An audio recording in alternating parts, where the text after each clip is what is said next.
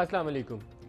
धरने जारी हैं और जलसे भी जारी हैं। इमरान खान पहले कर रहे थे, अब ताहिरुल कादरी साहब ने भी जलसों का आगाज़ कर दिया है, लेकिन इसका एंड रिज़ल्ट क्या होगा ये अभी तक हमारे सामने नहीं है। किसी एक को यहाँ से इज़्ज़त मिलेगी या रुसवाई मिलेगी, ये भी अभी तय होना बाकी है, क्योंकि इमरान खान जितने ज़ोर शोर के साथ आए थे और वो कह रहे थे कि इस्तीफ़ा लेके उठूँगा, 2 दिन में इस्तीफ़ा मिल जाएगा, अभी इस्तीफ़ा आया, अभी उंगली उठने वाली है, वो स्टेज शायद गुजर गई है कि वो उंगली उठने वाली, लेकिन अभी भी वो डी चौक के अंदर मौजूद है और जितने जलसे कर रहे हैं उसमें लोगों की शिरकत भरपूर है। तो एक तो सरप्राइज़ मेरे ख्याल में सब के लिए और शायद नवाज़ शरीफ साहब के लिए भी होगा कि इतनी बड़ी तादाद में लोग कैसे आ रहे हैं। जो सानहा मुल्तान में पेश आया, उसकी जो रिपोर्ट आज समा ने रिपोर्ट किया है, समा ने, उसमें भी जो चीज़ सामने आई वो सबसे, उसमें जो मेरे ख्याल में मेजर फैक्टर था वो लोगों की वहाँ मौजूदगी थी इतनी बड़ी तादाद में, जिसको कोई भी एंटीसिपेट नहीं था कर रहा। पीटीआई खुद भी एंटीसिपेट नहीं थी कर रही कि स्टेडियम पूरा जैम पैक्ड होगा। बाद में तो वो प्रोसीजरल इश्यूज़ हैं जिसको डिस्कस करना ज़रूरी है आइंदा के जलसों के लिए कि किससे क्या गलती हुई, और जब इतना बड़ी तादाद में लोग मौजूद हों तो कितने गेट खुले होने चाहिए लोगों को रास्ता देने के लिए, या अगर गर्मी हो तो क्या करना चाहिए, पानी की दस्तयाबी होनी चाहिए या नहीं। ये एसओपीज़ हैं बड़ी पब्लिक रैलीज़ के लिए जो उसको तमाम पोलिटिकल पार्टीज़ को फॉलो करना चाहिए। दूसरी तरफ सरहदों की सूरत हाल है जो बहुत ज़्यादा ख़तरनाक एक हमारे सामने सिचुएशन को प्रेजेंट कर रही है। मोदी साहब के बयान जो आज रॉयटर्स ने रिपोर्ट किए, उनकी होम मिनिस्ट्री ऑफिशियल को कोट करके मोदी कह रहे हैं कि पाकिस्तान को बड़ा डीपली कट करें, इसको बहुत ज़्यादा नुकसान पहुंचाएं, ये वो अपने ऑफिशियल्स को हदायत जारी कर रहे हैं। हमारा रद्दअमल क्या होना चाहिए? रेंजर्स और पाकिस्तानी फ़ौज रिस्पॉन्ड कर रही है, लेकिन वो डिप्लोमेटिक लेवल के ऊपर हमारा रद्दअमल क्या होना चाहिए? पार्लियामेंट को क्या करना चाहिए? पॉलिटिकल लीडरशिप का इसके ऊपर जवाब क्या आना चाहिए? ये 2-3 टॉपिक्स हैं जिसको आज के प्रोग्राम में हम डिस्कस करेंगे। और हमारे साथ मेहमान शख्सियत स्टूडियोज़ में चौधरी शुजात हुसैन साहब, पाकिस्तान के साबिक वज़ीर आज़म भी हैं और सरबराह हैं पाकिस्तान मुस्लिम लीग काफ के। चौधरी शुजात हुसैन साहब, वेरी वार्म वेलकम। और इसके अलावा डॉक्टर ताहिरुल कादरी साहब पाकिस्तान अवामी तहरीक से, और एहसन इकबाल साहब वो भी हमें ज्वाइन करेंगे। सबको खुश आमदीद कहते हैं। चौधरी शुजात हुसैन साहब, आप पहले ये फरमाइएगा कि इंडिया हमारे ऊपर बहुत ज़्यादा चढ़ाई कर रहा है। 12 सिविलियंस हैं जिनकी शहादत हो चुकी है, 40 के करीब लोग जख्मी, और गोलाबारी भरपूर वो कर रहे हैं, जोरदार तरीके से कर रहे हैं। हमारा रद्दअमल क्या होना चाहिए? बिस्मिल्लाहिर्रहमानिर्रहीम। रद्दअमल से पहले मैं ये कहना चाहूँगा कि जब मोदी बने थे वज़ीर आज़म तो सब ने कहा कि जी आप भी मुबारकबाद का पैगाम भेजवा दें, आप साबिक़ वज़ीर आज़म रहे हैं। तो मैंने कहा कि मैं तो मूड देख कर बात करूँगा, वैसे मैं नहीं पैगाम भेजूँगा। तो मूड तो आपने देख ही लिया। इस मूड के बाद अब कौन सी गुंजाइश रह जाती है? गालियाँ निकालने के लिए तो हमने पार्लियामेंट का इजलास बुला लिया, इसके लिए पार्लियामेंट का एक दिन का इजलास कम से कम बुला लेते। तो सिर्फ मज़ामत करने से कह देना कि ये बड़े अफसोस की बात है, इससे तो काम नहीं चलता। अमली तौर के ऊपर इसके कोई इक़दाम उठाने चाहिए। अच्छा, ये तजवीज़ आपकी अच्छी है। आप कहते हैं पार्लियामेंट की जॉइंट सिटिंग, जैसे वो पहले इमरान वाले इशू पे की गई थी, तो आप कहते हैं इंडिया वाला क्योंकि सरहदों के ऊपर सूरत हाल बहुत खतरनाक है, मुश्तरका इजलास बुलाया जाए। बुलाना चाहिए था, अब तक बुला लेना चाहिए था, लेकिन अभी भी कुछ नहीं बिगड़ा। अभी भी बुला लें तो मेरे ख्याल में पूरा दिन एक लगाएं, बहस करें, एक रेजोल्यूशन पास करें, उसकी दुनिया में बड़ी इफादियत होती है, पूरी दुनिया में। सेनेट का आ रहा है ना इजलास, आप मेरे ख्याल में आपके सेनेटर्स तो हैं बड़ी तादाद में, आप मूव करें एक रेजोल्यूशन। वैसे इसकी कौन इसकी मुखालफत कौन करेगा? कोई भी नहीं करेगा, लेकिन किसी को आगाज करना है। हुकूमत ने नहीं किया तो आप कर दीजिए। आप सेनेट से आगाज कर सकते हैं, सेनेट से कर सकते हैं, क्यों नहीं करेंगे? आप वहाँ से जॉइंट रेजोल्यूशन की कॉल दीजिए। मेरे ख्याल में एक ऐसा इशू है कि तमाम जमातें आपको सपोर्ट करेंगे। बिल्कुल करेंगे। आप करेंगे आगाज? जी हम करेंगे। चलें, ये ऑन एयर मेरे ख्याल में अच्छी खबर है जी। चौधरी शुजात हुसैन कह रहे हैं कि पाकिस्तान मुस्लिम लीग काफ जो है वो पार्लियामेंट का मुश्तरका इजलास बुलाने के लिए सेनेट में दरख्वास्त दायर करेगी। डॉक्टर ताहिरुल कादरी साहब, आपको भी वेलकम करते हैं। ये फरमाइएगा कि इंडिया के इशू के ऊपर आपका रद्दअमल क्या है?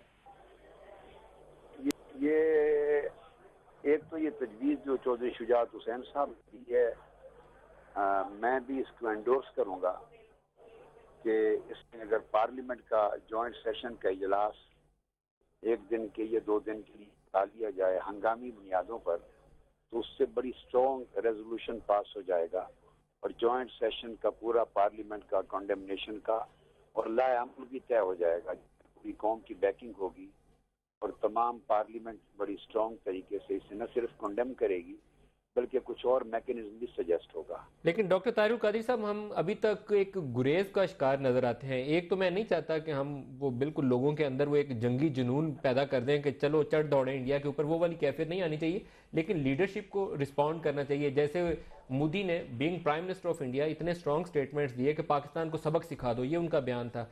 फिर आज वो कह रहे हैं कि इतना डीपली इनको कट करो कि इनको समझ आ जाए। इस तरह के बयान दे रहे हैं तो हमारा रिस्पॉन्स भी तो आना चाहिए। उसी तरह का रिस्पॉन्स पाकिस्तान के प्राइम मिनिस्टर को खुद देना चाहिए। बात यह है कि ये बात दुरुस्त है, मैं आपकी बात से इत्तेफाक करता हूँ। जंगी जुनून की फिजा पैदा करना न ज़रूरत है न दानिशमंदी है, और ये वो दौर नहीं है। मगर डिप्लोमेटिक तरीके से ऐसे इकदामात का और ऐसे बयानात का मुहासबा करना और बड़ा स्ट्रॉन्ग तरीके से उसका रिबटल देना और अपनी पाकिस्तान की सालमियत, इसकी जोग्राफियाई हदूद की हिफाजत के लिए अपना क्लियर कट जुरतमंदाना इकदाम करना, उसका बयान करना, उसकी विल, पॉलिटिकल विल को जाहिर करना, इंटरनेशनल कम्युनिटी को एडजस्ट करना, डिप्लोमेटिक जो वर्ल्ड है उसको एडजस्ट करना, और उसके साथ ये ज़रूरी है पाकिस्तान की लीडरशिप के लिए। दुरुस्त है। और अक़वाम मुत्तहिदा की सतह पर भी इसको स्ट्रांगली इसके लिए रेजोल्यूशन जाना चाहिए। और ऐसी सिचुएशन में जो चंद करीबी ममालिक मुस्लिम उम्मा के होते हैं, उनके साथ अगर रिलेशनिंग अच्छी बना के रखी हो तो ऐसे मौके पर काम आती है वो रेजोल्यूशन पास करने में, ताकि वहाँ भी कन्विक्शन की जाए कि वाई पाकिस्तान पीस का कहाँ है, पाकिस्तान दोस्ती का कहाँ है, एक अच्छी नेबरहुड का कहाँ है, क्या जुर्म किया है कि पाकिस्तान की सरहदों पर हमला, यहाँ के इलाकाई अमन की बर्बादी के लिए इस तरह के जहरीले बयानात। आफ्टर ऑल वो क्या करना चाहते हैं, जियो पोलिटिकल सिचुएशन और पूरे खित्ते के अमन को बर्बाद करके इंडिया हासिल क्या करना चाहता है, इसको एड्रेस करना चाहिए सीरियसली, डिप्लोमेटिक लेवल पर भी और यूनाइटेड नेशन के लेवल पर भी और हमारी अपनी पार्लियामेंट के लेवल पर भी। चौधरी शुजात हुसैन साहब जी, चौधरी शुजात जी, मैं दोबारा डॉक्टर साहब आपकी तरफ आता हूँ। चौधरी शुजात हुसैन साहब ये फरमाइएगा कि फौज और हमारी पॉलिटिकल लीडरशिप, माजी करीब में बहुत से सवालात उठे थे कि फौज किसके साथ है, आज फौज किसके साथ है? फौज को किसी के साथ होने की ज़रूरत नहीं है। फौज होती है पल्स रिपोर्ट के ऊपर, जो स्पाई से चलती है और जनरल तक जाती है। उससे ना आर्मी चीफ इनकार कर सकता है ना कोई और उसको बदल सकता है। और नब्ज़ देखते हैं कि फौज की नब्ज़ क्या है, सिपाही की नब्ज़ क्या है। सिपाही की जो नब्ज़ होगी उसके ऊपर मुताबिक चलेंगे। वो किसी का साथ देना, मेरा दें आपका दें किसी का दें, वो मेरा है इस मामले में नहीं पड़ता। और वो फौज की जो नब्ज़ है आजकल वो क्या कहती है, सिपाही क्या सोचता है? भाई तो इस वक्त बड़ा तंग बैठा हुआ। किससे? पहली दफ़ा हुकूमत से तंग है। हुकूमत से तंग है? क्यों, वजूहात क्या है उसकी? वजूहात कई वाक़यात पेश आ चुके हैं। मुशर्रफ का वाक़या भी है, बाकी भी हैं, कई वाक़यात हो चुके हैं जिससे आर्मी का एक सिपाही को जो है ना उसे भी एक दुख हुआ है, गम हुआ है। और मुशर्रफ साहब तो अब इंटरव्यू भी दे रहे हैं, बयानात भी दे रहे हैं, वो कहते हैं मैं आज़ाद हूँ, अपनी मर्जी से घूम फिर सकता हूँ। लेकिन एक सिपाही जो है वो, जो जैसे मैंने पहले मिसाल दी थी, एक सिपाही जो बैठा हुआ है सियाचिन में, उसको आर्टिकल 6 का क्या पता है? आर्टिकल 6 में अमेंडमेंट हुई है या उसको रद्द किया है, उसने समझना कि मेरा सिपा सलार जो है गद्दार निकला। ये गद्दारी का जो कर रहे हैं, गद्दार है गद्दार है गद्दार है, तो उसको क्या बीतेगी? तो सब, लेकिन आर्टिकल 6 अगर आइन तोड़ा है तो आइन के अंदर लिखा हुआ है कि उसकी सजा हाई ट्रीजन एक्ट। सिपाही को आर्टिकल का नहीं पता जी। मसला ये है कि सिपाही को जो सियाचिन में बैठा है उसको आर्टिकल 6 से क्या लागत? वो तो समझेगा कि दुश्मन के साथ जो ट्रेटर है या बगावत जो लफ्ज़ इस्तेमाल किया गया गद्दार का, गद्दार तो वो होता है जिसने मुल्क दुश्मन नासर के साथ साजबाज कर रही हो या मुल्क दूसरे मुल्क के साथ कोई रवाबत हो उसको गद्दार कहा जा सकता है। वैसे आईनी तरमीम जब करें तो आइन में लिखे ना, उसमें लफ्ज़ आपको मुनासिब ढूंढने, लेकिन आइन तोड़ने की सजा तो होनी चाहिए। तो मैंने तजवीज़ किया था, मैंने कहा था आइन शिकन कह दें, आइन शिकनी कह दें कि उसने आइन शिकनी की है, लफ्ज़ तो है। अच्छा, ये जो एक सवाल उठा था कि इमरान खान को और डॉक्टर ताहिरुल कादरी को, मैं इनसे दोबारा इनसे भी पूछूंगा। पहले एक इंटरव्यू में इन्होंने बड़ा वाज़ेह तौर पर, अभी मैंने ईद वाले दिनों में इनके पास गया हुआ था, तो इन्होंने कहा कि कोई मुझे सपोर्ट नहीं थी, मैं तो अवाम के साथ निकला। लेकिन मैं आपसे पूछूं कि क्या इमरान खान के धरने और ये जो लॉन्ग मार्च और डॉक्टर ताहिरुल कादरी साहब का जो धरना है और मार्च है, क्या इसके पीछे फ़ौज की हमायत थी या है? फौज को जरूरत नहीं थी। किसको ज़रूरत थी? हमायत किस किस्म की? आप पोलिटिकल देखें, इतने बड़ी तादाद में लोग कहते हैं कि आपने बड़ी तादाद में लोग जमा करने हो किसी जलसे के अंदर या हुकूमत को दबाव बढ़ाना हो, तो उसके पीछे एस्टेब्लिशमेंट की सपोर्ट चाहिए होती है। उन्होंने एस्टेब्लिशमेंट की सपोर्ट तो ठीक है चाहिए, लेकिन उन्होंने मना तो नहीं किया ना। उन्होंने कहा हर आदमी को आज़ादी हासिल है कि वो जलसे करे, जुलूस करे।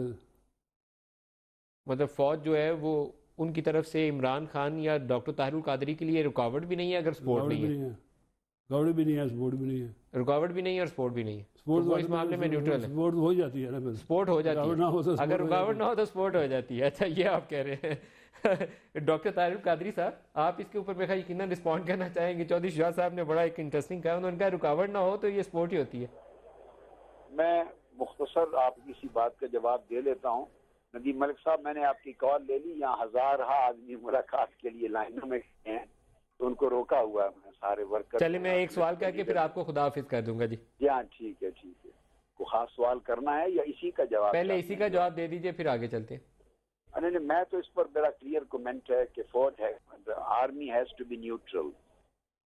वो न उसकी कोई सपोर्ट किसी को थी और न किसी को उसकी सपोर्ट की ज़रूरत है, और उसकी जो न्यूट्रलिटी है, न्यूट्रल कैरेक्टर है, वो बजात खुद स्टेट को सपोर्ट होता है। उसको अपने इसी किरदार को हमेशा बरकरार रखना ही मुल्क, कौम और फौज के अपने हक में है।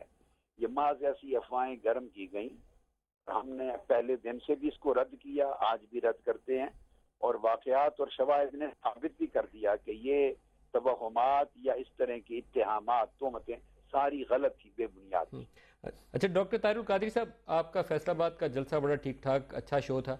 ये फरमाइए कि आपको कब नज़र आते हैं इंतखाबात, क्योंकि आप तो मैदान अमल में अब चल निकले हैं ना, ये तो इंतखाबात की तैयारी होती है कि आप जलसे जुलूस कर रहे हैं। नहीं, वो जो ऑलरेडी पार्टीज इलेक्ट्रल पॉलिटिक्स कर रही हैं, वो अगर ऐसा करें तो आप उनसे तो कह सकते हैं कि इंतखाबात की तैयारी कर रही हैं। हमने तो चूंकि इन धरनों के बाद इलेक्ट्रल पॉलिटिक्स को बहाल किया है, 2 इलेक्शनों के बाद पार्टिसिपेट नहीं किया था, तो बहाल किया है हमने, तो उसको ऑर्गेनाइज करना है, पब्लिक को मोबिलाइज करना है और उसको आगे बढ़ाना है। इस इनकलाब के मैसेज को पूरे पाकिस्तान के तूल अर्ज में पहुंचाना है, लोगों को इस इनकलाब के समंदर का हिस्सा बनाना है, और इस मैसेज को बढ़ा के उसके बाद हमने तो एक स्ट्रगल करके फाउंडेशन बनानी है।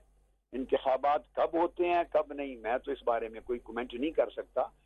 जिस वक्त भी हो, खुद को उसके लिए तैयार कर रहे हैं, खुद को तैयार करना है।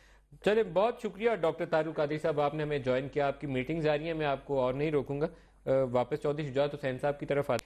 चौधरी साहब, फौज आपने कहा कि रुकावट नहीं डाल रही तो इसको सपोर्ट ही मानना चाहिए, कितनी देर धरने जारी रहेंगे? धरने जारी रखने का तो कोई वो थोड़ी देर चल जाए वो, लेकिन धरने का फायदा जो हुआ है, ये एक अवेयरनेस तो पैदा हुई है ना सारी कौम के अंदर, बच्चों तक पैदा हुई है, घर में जो मुलाजिम है उनको तो उन तक पैदा हुई है। अब नज़र में नज़र डाल कर बात की जाती है, गरीब आदमी जो पूछ सकता है कि क्यों भाई ये जो आप कार्रवाई कर रहे हैं, इसका क्या मतलब है, क्या नहीं मतलब, ये लोगों को ज़ुबान मिली है। अच्छा एक ब्रेक ले लें, ब्रेक से वापस ये सवाल दोबारा मैं आपको दोहराऊंगा, क्योंकि 2 माह गुजर गए और कितना अरसा जो है इमरान और डॉक्टर तारिक कादरी इसको बरकरार रखेंगे। पाकिस्तान के लिए भी इसकी एक कीमत है, इकॉनमी के लिए भी एक कॉस्ट आएगी। एक ब्रेक ले लें जी, ब्रेक के बाद दोबारा इसके लिए डॉक्टर चौधरी शुजात हुसैन साहब से पूछेंगे कि ये धरने कितनी देर जारी रहेंगे, एंड रिजल्ट इन्हें क्या नज़र आता है। हमारे साथ रहिए।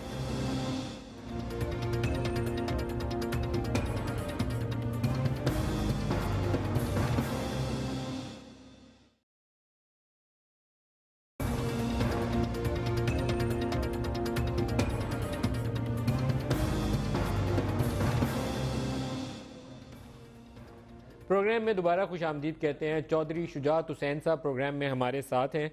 हम डिस्कस कर रहे थे पहले इंडिया वाला मामला, जहां पर चौधरी शुजात हुसैन ने कहा कि पार्लियामेंट का मुश्तरका इजलास बुलाकर एक करारदाद पास करनी चाहिए जिसमें पूरी कौम की बैकिंग और तमाम पार्लिमानी जमातों की बैकिंग शामिल होगी, और वो कहते हैं कि सेनेट में उनकी जमात खुद से इसकी इनिशिएटिव लेगी और हुकूमत से कहे कि मुश्तरका इजलास बुलाया जाए। दूसरा इशू चौधरी साहब, जहाँ हमने ब्रेक ली थी, हम धरनों के हवाले से बात कर रहे थे। आपने कहा कि फ़ौज अगर रुकावट नहीं डाल रही तो इसको भी सपोर्ट ही मानना चाहिए, लेकिन इमरान खान कितनी देर और धरने बरकरार रहेंगे? 60 दिन गुजर गए, IMF ने हमारे पैसे भी रोक लिए थे, आजकल डॉक्टर साहब वाशिंगटन में मुलाकातें करके आए हैं, दिसंबर में आप वो कहते हैं किस्त मिल जाएगी।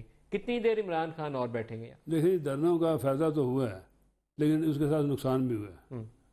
धरने अब मेरे ख्याल में तकरीबन जलसों में कन्वर्ट हो चुके हैं। धरने तो तकरीबन वैसे ख़त्म हो चुके हैं, उसका तो अब कोई खास नहीं फजीयत रही, लेकिन नुकसान जो हुआ है ना वो बहुत ज़्यादा हो चुका है इस हालात से। धरनों की वजह से नहीं, धरनों के को भी एक वजह बना लें, लेकिन नुकसान जो इकानमी को हमारे नुकसान हुआ है वो बर्दाश्त करना और उसको उसको सहारा देना जो है ना वो नामुमकिन होता जा रहा है। और इनकी अपनी जो नालायकियाँ हैं, इनकी अपनी जो पॉलिसीज़ हैं, पॉलिसीज़ तो है ही नहीं, नालायकी भी कोई नहीं है, इसलिए नालायकी कोई नहीं है कि खुद ही उनका वजूद ही नहीं है। कोई करें तो नालायकी या नालायकी का पता चलता है, कार्यकारी कुछ नहीं रहे, कोई नज़र नहीं आ रही हुकूमत, कोई काम नहीं हो रहा, कोई लोग नहीं काम कर रहे, सेक्रेटरीट बंद है, दफ्तर बंद है। तो ये जो नुकसान हो रहा है वो सर वो धरने वाले रास्ता भी तो रोक के बैठे हुए हैं। चौधरी साहब, इमरान खान के लिए आपको मुस्तकबिल क्या नज़र आता है? क्योंकि धरने से जलसों में वो चले गए हैं, धरना उठाना पड़ेगा उन्हें या हुकूमत से कोई मुआहदा तय पा जाएगा, क्या होगा? धरने ऐसा ऐसा धरने बहुत ही धरने को कन्वर्ट कर दिया ना उन्होंने जलसों में। में। तो वो कब तक उठ जाएंगे फिर यहाँ से डी चौक से? जाहिर है फिर ऐसा ऐसा आहिस्ता बैठे भी रहेंगे लोग। थाईलैंड में मैंने 3 साल तक बैठे रहते तो धरना लगा के धरने तो आपका ख्याल है यहाँ पे भी 3 साल बैठना पड़ेगा?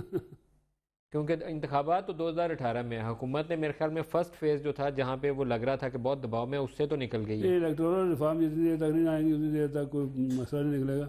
ये 4 साल 5 साल वाला जो पीरियड है इसको ख़त्म करना पड़ेगा और 3 साल पे आना पड़ेगा। 3 साल बाद इंतखाबात? 3 साल बाद, हर 3 साल के बाद? 3 साल बाद इंतखाबात हों। नहीं, ऑस्ट्रेलिया में 3 साल बाद होते हैं, न्यूजीलैंड में 3 साल बाद होते हैं, पिछले 15 साल से जो इस तरह हो रहा है, ऐसी तो कोई बात नहीं है। चौधरी साहब 3 साल थोड़ा जल्दी हो जाएगा, 4 साल बड़ी मुनासिब सी एक तजवीज़ आई थी पीपल्स पार्टी की जानिब से, आप कह रहे हैं कि इसको 3 साल कर दिया जाए। लोग सबर 3 साल अगर होगा ना तो फिर लोग कहेंगे चलो यार 3 साल के बाद तो हमें चांस मिल ही जाएगा, चुप कर देख लेते हैं 3 साल में क्या होता है। 4-5 साल जो है वो ज़्यादा होता है, उसमें तंग पड़ जाते हैं। तो ये सारा रौला सिर्फ बारी का चक्कर है कि जल्दी बारी आ जाए? बारी के ऊपर भी अब जब इलेक्टोरल रिफॉर्म आएंगी तो हम अपनी तजवीज़ देंगे, उसके ऊपर बारी वाला भी सिलसिला ख़त्म होना चाहिए। ये जो ख़ानदान में जो मैं हूँ, मेरा बेटा उसके बाद आ जाए, भाई आ जाए, तो ख़ानदान की भी डेफिनेशन करें और ख़ानदान में एक ही सिर्फ आदमी हो जो इलेक्शन में हिस्सा ले। कि ये उसकी आपका ख्याल है कि इलेक्टोरल रिफॉर्म्स का हिस्सा बनाए। लेकिन इसका फिर आपको भी नुकसान होगा। परवेज इलाही या चौधरी शुजात हुसैन और मुनस, एक बंदा आएगा तीनों में से? ठीक है, एक बंदा आया, एक आएगा। ख़ानदान की डेफिनेशन कर लेना। अच्छा, ख़ानदान की डिफाइन कर ले, ख़ानदान किसको कहते हैं, बाप बेटा बहन भाई या चाचा मामा, जो कुछ भी करना है डिफाइन कर लें कि ये जो लोग हैं ना ये ख़ानदान समझा जाता है, उसके अलावा नहीं। अब तो बड़े अच्छा तरीका रखा हुआ है उन्होंने, खुद वो एमएनए बन जाते हैं, बीवी को रिजर्व सीट पे डाल देते हैं या बेटी को रिजर्व सीट पे डाल देते हैं, तो खानदान के अंदर ही रखते हैं, पार्लियामेंट बाहर नहीं जाने देते। रिजर्व सीटों वाला भी जो मामला है ना, ये देखें औरतें ठीक है मारूफ कर दी कहेंगी कि इन्होंने गलत किया है। रिजर्व सीट वाले को हक नहीं होना चाहिए कि प्राइम मिनिस्टर चीफ मिनिस्टर को इलेक्ट करे। अच्छा, वो वोटिंग में हिस्सा ना डाले? वोटिंग में हिस्सा नहीं लेना चाहिए। मैं ये भी तजवीज़ करूँगा क्योंकि वो आवाम ने तो इलेक्ट नहीं किया होता, मेंबर ने इलेक्ट किया होता है। अब 20 मेंबर बनते हैं तो वो कोटे के हिसाब से वो 5-6 औरतें लेके आ जाते हैं, तो 25 वोट जाते हैं जाकर प्राइम मिनिस्टर को देते हैं, चीफ मिनिस्टर को देते हैं। तो ये भी एक तरीका का बदलना पड़ेगा। अच्छा, मैं एक बीपत छोटा सा और कर लूँ। आमिर डोगर साहब हैं मुल्तान से हमारे साथ। डोगर साहब अस्सलाम वालेकुम। जी वालेकुम सलाम नदीम मलिक साहब, आप खैरियत से हैं सर? खुश रहिए। डोगर साहब ये फरमाइएगा कि 16 को इंतखाबात से क्या तवक्कुआत हैं आपकी? अल्हम्दुलिल्लाह 16 को इलेक्शन में अपने हल्का की आवाम की दुआओं से, अपनी माओं बहनों नौजवानों के ताउन से भारी अक्सरियत से जीतूंगा।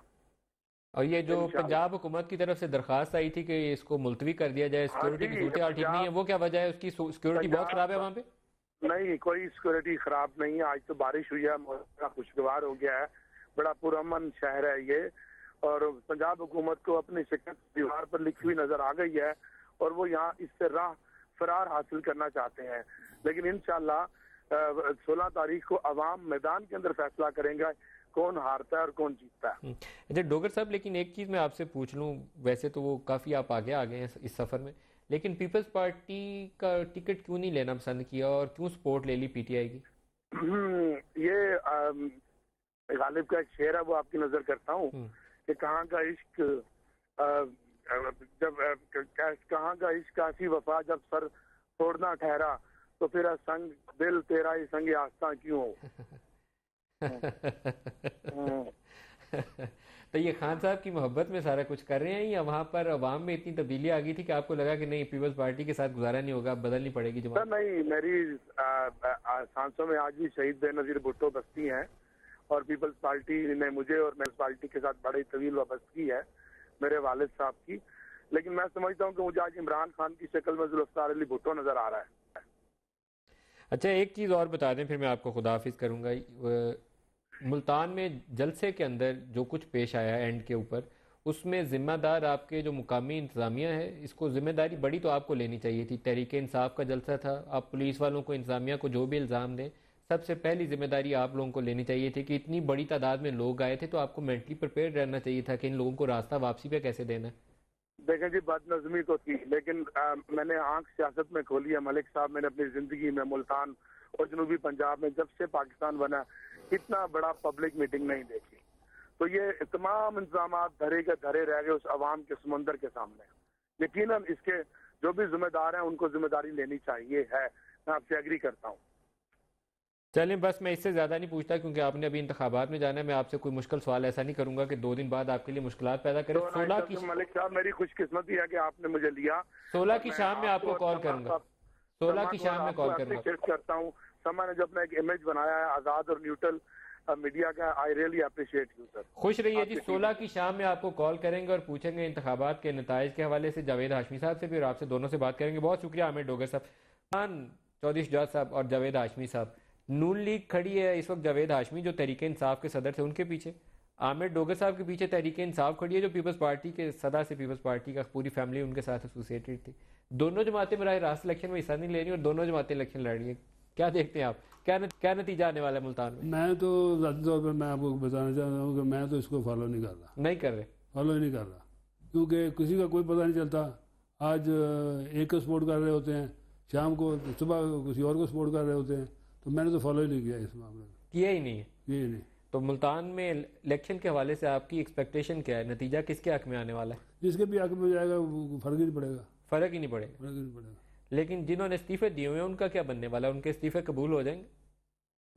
इस्तीफे जो दिए हुए वो स्पीकर साहब अब कानूनी तौर पर अगर करना चाहें तो इस्तीफा मंजूर, अगर कोई आदमी इस्तीफा दे देता है तो उसकी मंजूरी तो होनी चाहिए। तो क्यों नहीं हो रही? मैं तो चाहता हूँ कि हो जाए, क्योंकि उन्होंने इस्तीफे दिए थे तो अब मंजूर होने चाहिए। बस अभी कुछ लिहाज कर रहे हैं। लिहाज कर रहे हैं। असल में वो उनका ख्याल शुरू में तो ये था, जिस वजह से रोका था, कि एग्रीमेंट हो जाएगा तो ये लोग दोबारा पार्लियामान का हिस्सा बन जाएंगे तो क्राइसिस बढ़े ना।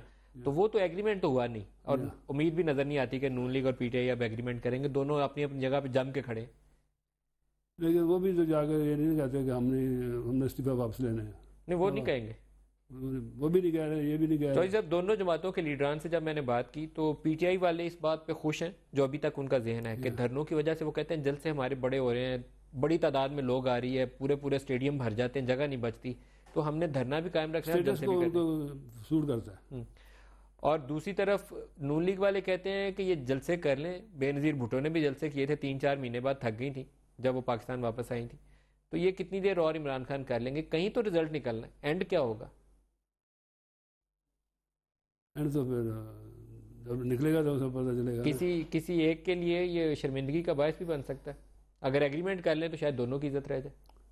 अगर ये सारा एग्रीमेंट किसी तरीके से हो जाए ना सारे मामला में, लाहौर वाला जो वाक़या हुआ देखे ना, उसका कुछ नहीं बन रहा। जो वाक़या पेश आए हैं उसका इंक्वायरी की रिपोर्ट तक नजर की जा रही, बाकी कुछ नहीं हो रहा। तो ये कोई करे, कोई ना कोई तो करे। डॉक्टर आरिफ अलवी साहब पीटीआई से हमें ज्वाइन कर रहे हैं। डॉक्टर आरिफ अलवी साहब, अस्सलाम वालेकुम। डॉक्टर आरिफ अलवी साहब, जलसे वलसे तो बहुत अच्छे हो रहे हैं, 2 महीने धरनों को भी हो गए, कितनी देर और जारी रखेंगे? भाई साहब, कौम की तकदीर तो चंद महीनों में थोड़ी बदलती है, टाइम लगता है भाई। आप ये देखिए कि जलसों के साथ साथ जो बेनिफिट सारी कौम को मिल रहा है, यानी वो मैं पार्टी की बात ही नहीं कर रहा हूँ, जो गरीब आदमी है वो अपने राइट्स के लिए खड़ा होने के काबिल हो रहा है। तो लिहाजा मैं तो समझता हूँ ये तो विन विन सिचुएशन है, चाहे पीएमएलएन हो चाहे पीपल्स पार्टी हो।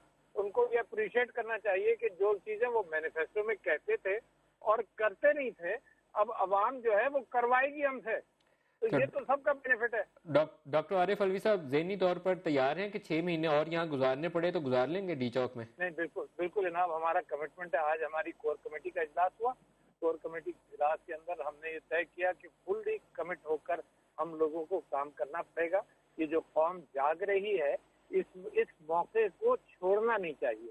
छोड़ने का मतलब ये कि this will be a national loss तो मैं ये समझता हूँ कि ये मामला उससे आगे चला गया। जो धांधली वाला इशू था वो अपनी जगह मौजूद है, जो नवाज शरीफ साहब की हुकूमत की क्रेडिबिलिटी खत्म हो रही है वो भी मौजूद है, और बहुत सारे विसल ब्लोअर्स अभी मजीद आने वाले हैं जो मजीद इनकी क्रेडिबिलिटी खत्म होगी। तो डॉक्टर आरिफ अलवी साहब, कौम को फिर मैं आपकी जुबानी आज क्या मैसेज दूं कि पीटीआई की कोर कमेटी ने यह तय किया है कि अगले 6 माह या 1 साल भी यहाँ डी चौक में गुजारना पड़ा तो आप लोग गुजारेंगे? मेरा ख्याल ये है कि हुकूमत के जाने के अंदर ज्यादा देर नहीं है, मगर मैं तो ज़हनी तौर पर हम तैयार हैं कि जितना अरसा लगेगा लगे, क्योंकि अल्लाह ताला ने इस मूवमेंट के अंदर इलेक्टोरल रिफॉर्म्स और इलेक्टोरल रिगिंग से कहीं ज्यादा जान डाल दी है। बहुत शुक्रिया डॉक्टर आरिफ अलवी साहब, बहुत शुक्रिया, आप हमारे साथ रहे। और हम क्या चौधरी शुजात हुसैन साहब, आपको लगता है हुकूमत जल्दी जाने वाली? क्योंकि मुझे बज़ाहिर ऐसे लगता नहीं है, बहुत से प्रेशर्स हैं, लेकिन उन्होंने वो मुश्किल फेज गुजार लिया, नून लीग ने, वो जम के बैठे। कहीं ना कहीं तो फैसला करना पड़ेगा। यहाँ इलेक्शन कराएंगे, इलेक्शन हो नहीं सकते क्योंकि इलेक्टोरल रिफॉर्म नहीं है। इलेक्टोरल रिफॉर्म कौन कराएगा, ये भी एक क्वेश्चन है। कौन इसको आगे इलेक्शन कमीशन नया बनाना है या इलेक्टोरल रिफॉर्म्स करनी है, तो करनी तो इसी पार्लियामेंट ने, इसी पार्लियामेंट ने करनी है। तो अगर ये इस पार्लियामेंट नहीं करनी तो फिर कोई या फिर केयर टेकर का मामला आएगा, फिर वो इलेक्टोरल रिफॉर्म ला के फिर इलेक्शन कराएंगे।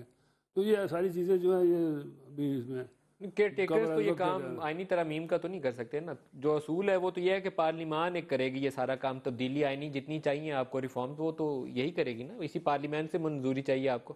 केयर टेकर्स तो आएंगे, इंतखाबात करवाएंगे और घर चले जाएंगे। इंतखाबात तो नहीं कराएंगे, इलेक्टोरल रिफॉर्म तो पहले जरूरी है। इलेक्टोरल रिफॉर्म तो इसी पार्लियामेंट ने करनी है। क्या होना चाहिए इलेक्टोरल रिफॉर्म्स, क्या होनी चाहिए? एक तो आपने कहा मुद्दत कम कर दें, 5 साल की बजाय आपकी तजवीज़ है कि 3 साल पार्लियामान की मुद्दत कर दी जाए, तो ये बहुत कम हो जाएगी वैसे 3 साल। कोई फर्क नहीं पड़ता 3 साल बाद। दूसरा ये है कि खानदानी सियासत भी खत्म होनी चाहिए। खानदानी सियासत आपने कहा कि एक असूल वज़ा कर लिया जाए कि खानदान के लोग कौन कौन से हैं, भाई बेटा बेटी, उसमें शामिल करके एक फैमिली से एक शख्स आए, डिफाइन कर दें उसको, और उसका पीरियड भी 2-3 दफ़ा कर दें। 2 दफ़ा हो सकता है, 1 दफ़ा हो सकता है, 3 दफ़ा। जैसे पहले जनरल मुशर्रफ ने किया था कि 2 दफ़ा वज़ीर आज़म, इससे ज़्यादा नहीं। तो आप चाहते हैं वो पाबंदी भी दोबारा लगा दी? वो भी पाबंदी लगाई जाए, और भी दूसरी पाबंदियाँ लगाई जाए, उम्र की पाबंदी। तो अगर आप और परवेज़ इलाही में चॉइस हो तो आप आएंगे या परवेज़ इलाही आएंगे? जो मर्जी है। मुझे तो इतना शौक नहीं है वैसे। आप परवेज़ इलाही साहब के लिए जगह छोड़ देंगे? बिल्कुल। एक ब्रेक ले लें, एक घर बचा लिया चौधरी साहब ने। एक ब्रेक ले लें जी, वापस हाजिर होते हैं।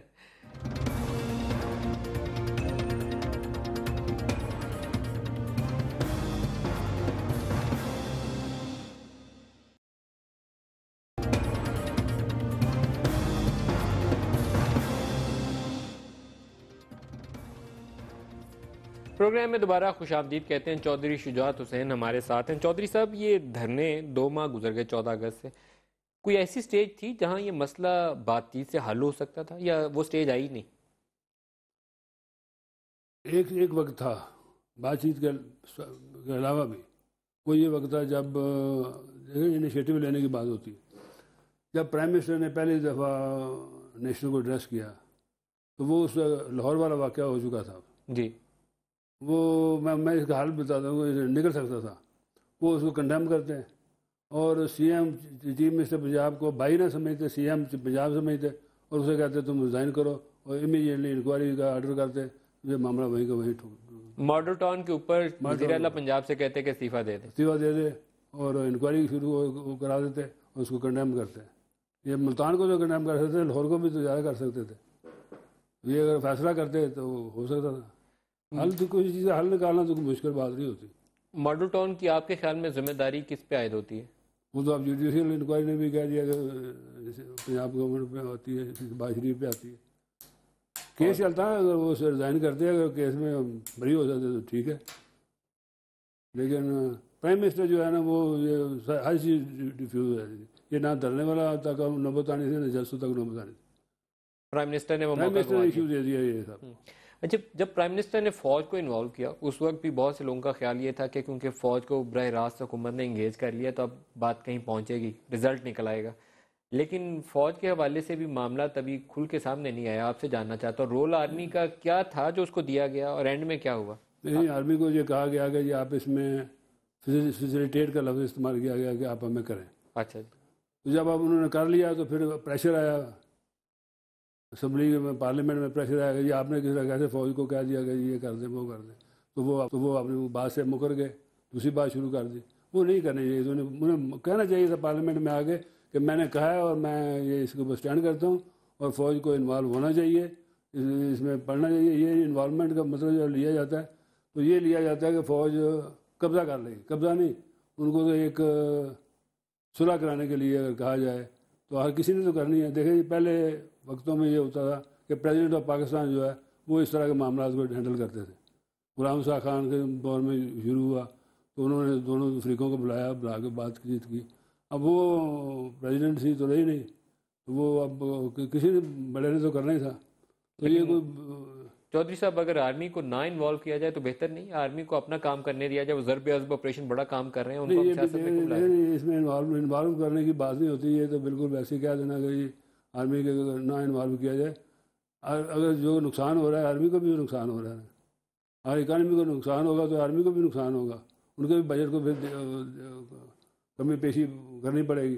तो इसलिए आर्मी का भी मैं तो समझता हूँ कि उनका भी एक फ़र्ज़ होता है कि अगर मुल्क तबाही की तरफ जा रहा हो, मुल्क की सलामती को ख़तरा हो, फॉरेन इंटरवेंशन हो, तो अगर वो किसी चीज़ को हल करने के लिए अगर अपना किरदार अदा करें तो बुरी बात तो नहीं है।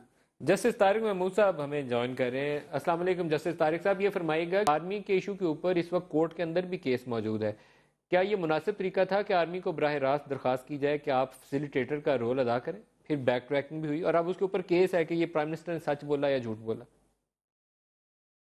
देखें, मेरा ये ख्याल है कि ये जो फौज को इन्वॉल्व करने की बात है ना, अगर तो अंदर ही अंदर बैठ के कुछ मामला तय कर लिए जाते तो फिर तो शायद ये मसला हल हो जाता। देखिए ना, प्रॉब्लम शायद ये हुआ कि जिस किसी ने बात की, मैं उसकी डिटेल में नहीं जाता क्योंकि बहुत सी बातें डिस्प्यूटेड हैं, लेकिन एक बात ये है कि जाने से पहले भी कुछ तकरीर हुई कॉन्स्टिट्यूशन एवेन्यू पर, और आने के बाद भी तकरीरें हुई, और फिर कुछ और भी वो उन्होंने अपना प्रेस रिलीज वगैरह भी जारी किए। तो इस वजह से मेरा ख्याल है कि हर किसी को जो एम्बेरसमेंट हुई, अगर ये सब, तो उसके बाद तो फिर सवाल ही नहीं था ना कि उनके जरिए कोई मामला तय होते। तो अनफॉर्चुनेटली अगर मिसाल के तौर पर सारे ही अगर थोड़ा सा अकल से काम लेते और चुप चुपाते ये काम कर लेते, हालांकि मैं लॉ के स्टूडेंट की हैसियत से ये बात मुझे कहते हुए शर्म आ रही है क्योंकि हमने एक स्ट्रगल कुछ और इस हिसाब से की थी, तो उसमें तो इसकी गुंजाइश नहीं है, लेकिन फिर भी एक इस किस्म की सूरत हाल आ गई कि नहीं, पावर वापस उस तरफ शिफ्ट हो गई है, तो फिर भाई चुप चुपा के काम कर लेते, हम भी चुप कर लेते। ये बिल्कुल ऐसे ही था जैसे कि चौधरी इफ्तिखार साहब का भी जो है वो ऐलान जो है वो कियानी साहब ने किया था, और हम शर्मिंदा भी थे लेकिन हम चुप कर गए, लेकिन हम ये खामोश, तो मेरा ख्याल तब तो ठीक था। लेकिन ये है कि मेरा ख्याल है कि बॉल जो है सियासतदानों की कोर्ट में है। इस वक्त जो इमरान खान साहब और कादरी साहब ने जो एक काम कर दिया है वो एक बहुत बड़ा काम है, मेरा ख्याल है वो इस बात को समझ लें। और दूसरी बात है कि मियां साहब भी इस बात को समझ लें कि ये आखिरी दिन है उनके पास। मुझे नजर नहीं आ रहा कि अगर यही हालात ऐसे चले जाए तो तीसरी मर्तबा भी को ख्वाब देख सकता है या चौथी मर्तबा भी देखता है, इसको तो भूल जाए। अभी दोनों पर बहुत भारी जिम्मेदारी है, इमरान खान साहब पर भी, कादरी साहब, ये बहुत बड़ी अचीवमेंट। कादरी साहब को तो छोड़ दे, उनको तो मैं नाम नहीं लूंगा, इमरान साहब की बहुत बड़ी अचीवमेंट है, यहाँ रुक जाए, क्योंकि जिस किस्म का ये मुल्तान में किस्सा हुआ है ना, उन पर भी बहुत से सवाल उठ रहे हैं। क्योंकि बात यह है कि जिन हुक्मरानों और लीड क्लास के बारे में हम ये है कि उनका रवैया जो है वो आम लोगों के खिलाफ बहुत ही गिरा हुआ हल्का है, हमको बहुत हकीर समझते हैं, उसका मुजाहरा तो हमने वहां भी देखा। तो मैं कहता हूं इमरान खान की बहुत बड़ी कामयाबी, खुदा के लिए रुको, और इतना प्रेशर डाल दिया है, और उनको भी बताओ कि खुदा के लिए काम करो। ये 5 साल 4 साल ऐसे नहीं गुजरेंगे, काम करेंगे तो गुजरेंगे, इसी में पाकिस्तान और लोगों का सर्वाइवल है, नहीं तो फिर आम लोग जो है ना, ठीक है। जैसे तारिक साहब, जब आप कहते हैं कि इमरान खान ने बहुत अचीव कर लिया, यहाँ रुके, इस रुके से मुराद यह है कि अब धरना वरना समेट दें, तो कोई जलसा कर लें, थोड़ा सा कूल डाउन हो जाए, ये कह रहे हैं आप? सर नहीं, मैं कुछ नहीं कह रहा, मैं ये कह रहा हूं कि जो काम इन्होंने कर दिया ना, सारी कौम को उठा दिया, 10 करोड़ लोग भूखे नंगे, उनको कह दिया कि भाई नहीं, ये किसी के बाप की जागीर नहीं है, तुम्हारे हकूक है, ये एक ऐसी तरीके, बस काफी हो गया। अब जाओ पार्लियामेंट में जाओ, बाकी सारा प्रेशर वहां डालो, आइन में तरमीम करो, कानून में इलेक्टोरल रिफॉर्म की तरफ जोर डालेंगे। जैसे तारिक महमूद साहब, आपकी बात से ही मैं चौधरी शुजात साहब से चाहूंगा कि वो इसको क्लोज करते हुए अपने रिमार्क्स भी दे दें। बहुत शुक्रिया, आप हमारे साथ रहे। चौधरी जस्टिस तारिक साहब ने बड़ी पते की बात की है, उन्होंने कहा कि जितना प्रेशर डालना था सड़क पे वो तो डाल लिया, अब पार्लियामेंट में जाएं और इलेक्टोरल रिफॉर्म्स करें, जो आप कह रहे हैं। जाना चाहिए इन्हें पार्लियामेंट। पार्लियामेंट आप तजवीज़ क्या देते हैं कि इस्तीफा दिया हुआ है, वहाँ इलेक्टोरल रिफॉर्म्स की कमेटी है डार साहब की सरबराही में जो काम कर रही है, तो उससे काम नहीं चलेगा, उससे नहीं काम चलेगा, उससे काम नहीं चलेगा। तो क्या करना पड़ेगा? ये कमेटी को जरूरी नहीं कि पार्लियामेंट की कमेटी बने, पार्लियामेंट की कमेटी से नहीं काम चलेगा, ये इनको पार्टियों की कमेटी को बनानी पड़ेगी, वो ही काम कर सकती है। या अब देखें सिस्टम का भी समझ नहीं आ रही कि भाई क्या इसको कहाँ तक ये पहुँचना है, तो इसलिए मैंने पार्लियामेंट का तो कोई मुझे वजूद नज़र नहीं आ रहा। आपका ख्याल है कि इसमें जो सियासी जमातें हैं, पीपल्स पार्टी है, पीटीआई है, नून लीग है, आपकी जमात है, दीगर जमातें हैं, उससे नुमाइंदगी लेके एक कमेटी बना दी जाए 10-12 लोगों की? भाई ये सारे जितनी देर जैसे एक आदमी इस मसले को हल नहीं कर सकता, ना मैं कर सकता हूँ, ना आप कर सकते हैं, ना आर्मी कर सकती है, ना जुडिशरी कर सकती है, ना फौज कर सकती है। ये सबको ये ऐसे क्राइसिस में फंस गए हैं कि जितनी देर तक इसमें अपने एक नीति के साथ सारे अपना अपना इंटरेस्ट छोड़ के कि मैं इक़्तिदार में आ जाऊँ, मैं वज़ीर आज़म बन जाऊँ, मैं वज़ीर आज़म बन जाऊँ, ये मुल्क को सामने लेकर चलेंगे तब ये काम हो सकता है, अदरवाइज बिल्कुल। इमरान खान को आप क्या मशवरा देते हैं, वापस पार्लियामान में जाएं? पार्लियामेंट का मैं तो मशवरा, मैं कोई भी खबर वक्त है, क्योंकि उन्होंने उनकी अपनी पॉलिसी है। आप उनको मशवरा नहीं देना चाहते? जनरल परवेज मुशर्रफ आपके पुराने दोस्त, वो मैदान में आ रहे हैं जलसे वलसे करने के लिए, उनको क्या मशवरा देंगे कि आ जाए मैदान में? नहीं, उनको तो मैं मशवरा दूंगा, मैंने दिया भी है कि अपना इसमें पड़े, ना आए, दुबई चले जाए अगर इजाज़त मिल जाए, कराची में रह रहे हैं, ठीक है, कराची में बैठे रहे, लेकिन सियासत में ना आए। इस सियासत में अभी सियासत में आए हैं, आने को कोई किसी को रोक तो नहीं सकता, लेकिन अभी ये टाइम नहीं है, ये टाइम उनके लिए ठीक नहीं है। अभी आराम से बैठे कराची, चाय वाय पिए, कॉफ़ी पिए, गोल्फ खेलें, ये काम करें। यही मशवरा है आपका? ये मेरा तो ये है फिलहाल यही मशवरा है आपका। तो दोस्ती आपकी दोबारा उनसे हो सकती है? हमारी दुश्मनी भी नहीं हुई थी, ठीक है, मेरी बातचीत होती रहती है, टेलीफोन होती रहती है बातचीत, तो ताल्लुकात दोबारा उनसे इस्तवार हो सकते हैं आपके? ताल्लुकात पहले भी इश्यूज़ के ऊपर ही हुए थे, बस ज़ाती दुश्मनी तो नहीं थी, मुखालफत तो नहीं थी। दुरुस्त है। अगर तो सब कोई ऐसी स्टेज आती है कि आज से 2-3 साल बाद या जब भी 2018 में इंतखाबात होते, मैं कोई डेट नहीं फोरकास्ट कर रहा, तो आपकी जमात क्या पीटीआई के साथ, जनरल परवेज मुशर्रफ के साथ, इन जमातों के साथ इत्तेहाद करेगी? बड़ा कमाल वक्त है इस तरह की बात करना है, उस वक्त पता नहीं क्या हालात होते हैं, क्या हालात नहीं होते हैं, कौन हालात यहाँ पर पता नहीं चलता, सुबह दोपहर शाम। क्योंकि आपने असल में आपकी जमात का बड़ा इंटरेस्टिंग रहा है कि आप पीपल्स पार्टी को जुल्फ़िकार अली भुट्टो के हवाले से आपको ये था कि आपके वालिद के कत्ल में, असैसिनेशन में आप उस पर इल्ज़ाम लगाया करते थे, वो आपकी जमात को कहते थे कि बेनज़ीर की असैसिनेशन में आपको कातिल लीग कहते थे, फिर आप दोनों इकट्ठे भी हो गए। अब आपका पता नहीं आप डॉक्टर ताहिर कादरी के साथ खड़े हैं, कल किसके साथ खड़े होंगे, इसलिए मैंने ये सवाल पूछा। सियासत गंदी हो चुकी है, बहुत गंदी हो चुकी है, सियासत गंदी हो चुकी है बहुत। तो कल साफ होगा या कल भी और गंदा होगा? साफ हो सकता है, हो सकता है। कैसे? अच्छा सा साबुन ले आए।